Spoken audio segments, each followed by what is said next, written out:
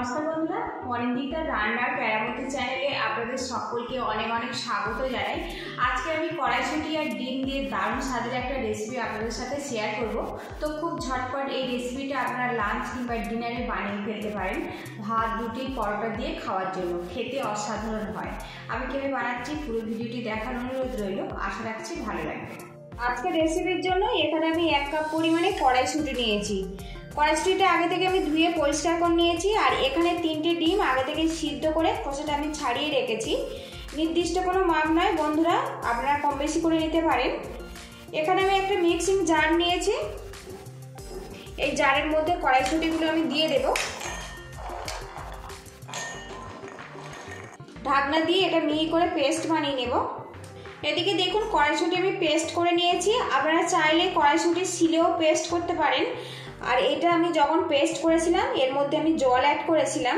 তো দেখুন পেস্ট পুরোপুরি রেডি হয়ে গেছে।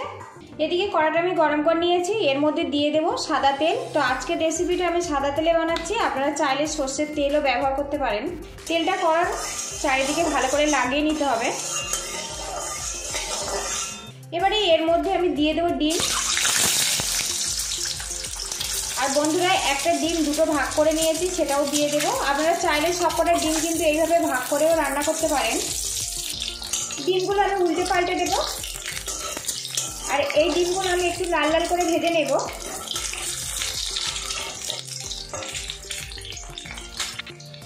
এই ডিমের মধ্যে সামান্য পরিমাণে হলুদের গুঁড়ো দিয়ে দেব। আর দিয়ে দেবো স্বাদ মতো লবণ। ভালো করে ডিমটা আমি মিক্স করে নেব, এতে কালারটা কিন্তু ভালো আসবে।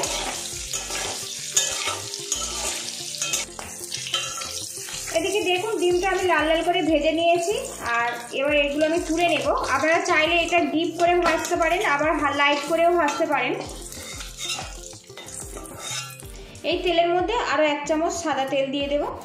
তেলটা ভালো মতো গরম হয়ে গেছে। এবার এর মধ্যে দিয়ে দেবো 1/2 চামচ সাদা জিরে। এবার এর মধ্যে একটা শুকনো লঙ্কা দুটো ভাগ করে নিয়েছি, দিয়ে দিলাম। আর দিয়ে দেবো সামান্য পরিমাণে তেজপাতা। এগুলো ভালো করে আমি ফোড়ন করে নেব যতক্ষণ না সুন্দর একটা গন্ধ বেরিয়ে আসছে। এদিকে ফোড়নটা রেডি হয়ে গেছে। এবারে এর মধ্যে সামান্য পরিমাণে পেঁয়াজ কুচি দিয়ে দেব।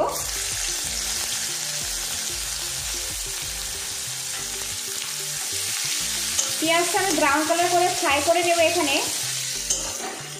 এবারে এর মধ্যে দিয়ে দেবো 1 চামচ পরিমাণে আদা রসুন পেস্ট। আর বন্ধুরা এই রেসিপিটা কিন্তু আপনারা ডিম, পেঁয়াজ, রসুন বাদ দিয়েও বানাতে পারেন, খেতে খুবই ভালো লাগবে। আদা রসুন পেঁয়াজটা আমি ভালো করে ফ্রাই করে নেব।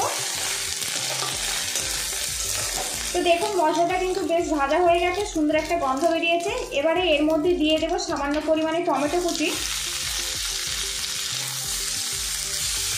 টমেটো দিয়ে একটু ফ্রাই করে নেব।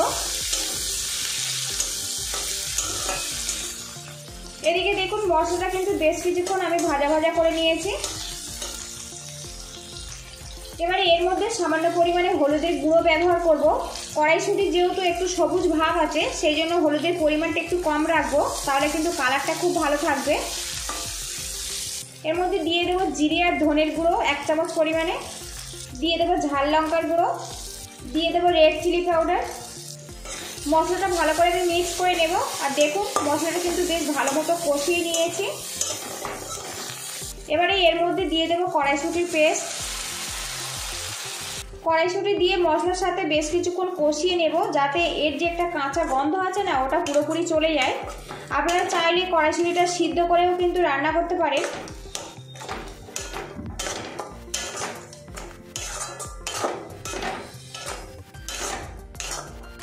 বেশ কিছুক্ষণ দেখুন কড়াইশুঁটিটা দিয়ে আমি কষিয়ে নিয়েছি।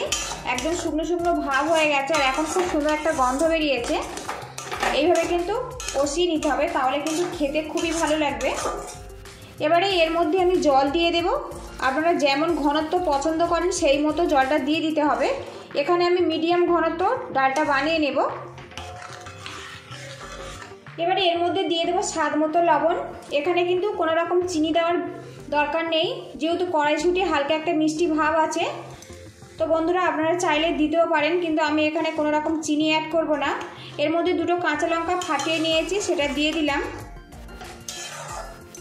লবণটা দিয়ে ভালো করে আমি মিক্স করে নিয়েছি। এবার এটা আমি ভালো করে ফুটিয়ে নেব। তো বন্ধুরা দেখুন, এই ডালের মধ্যে কিছুটা কিন্তু গোটা গোটা কড়াইশুঁটি রয়ে গেছে। যখন এটা খাওয়া হবে তখন কিন্তু খুবই ভালো লাগবে।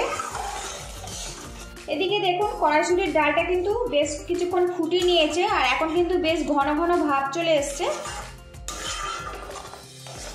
এবারে এর মধ্যে ভেজে রাখা ডিমগুলো দিয়ে দেব। আর বন্ধুরা, এই রেসিপিটা হচ্ছে ডিম দিয়ে কড়াইশুঁটির ডাল। তো বাড়িতে মুসুর ডালের একটু পরিমাণ কম ছিল, তাই আজকে আমি কড়াইশুঁটি দিয়ে ডিম দিয়ে এই রেসিপিটা আপনাদের সাথে আমি শেয়ার করছি।